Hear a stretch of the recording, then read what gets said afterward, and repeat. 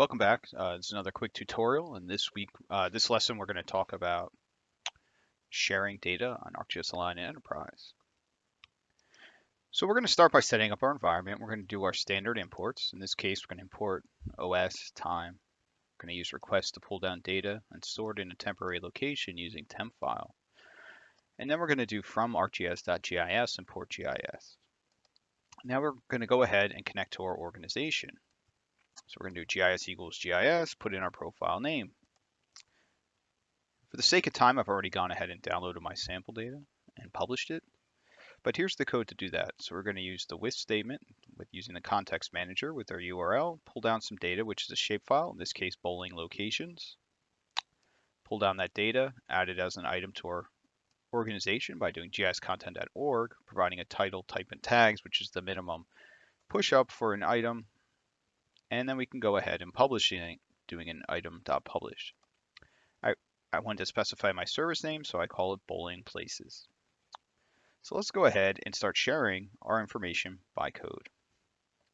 As we all know, sharing is caring, and with ArcGIS Online, you have the ability to take information and share it out amongst users, whether it be within your organization or everyone as a whole. So let's take a closer look at what you can do. We start with everyone, and what everyone means is that you have zero restrictions on your item who can see it and use it. And then you have information that can be shared via group. And these items can be shared within a common themed group. So you could be about cats or bowling alleys or bowling leagues and things of this nature if we're going with the theme of our data. And then we have private, and this is where no one can see this item except yourself. Right?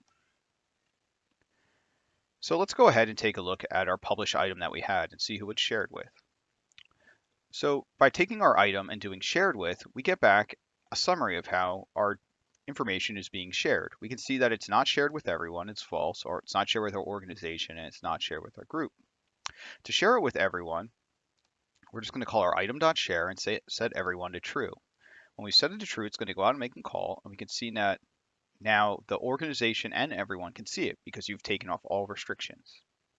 If you want to change that item sharing properties, we can set everyone to false and then say, I want the organization to be set to true. And let's go reinterrogate those shared with properties. And we can see now only people within our organization can see our data.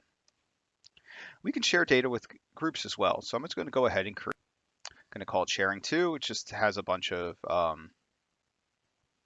it really doesn't matter how we're going to share it with. And we're going to provide in the items. So I'm going to set my org sharing to false because now we don't want to share it with the org and we only want to share it with our groups. So we're going to do set our groups within a list and we pass in our group items that we want to share with. It could be one group or it can be as many groups as you want.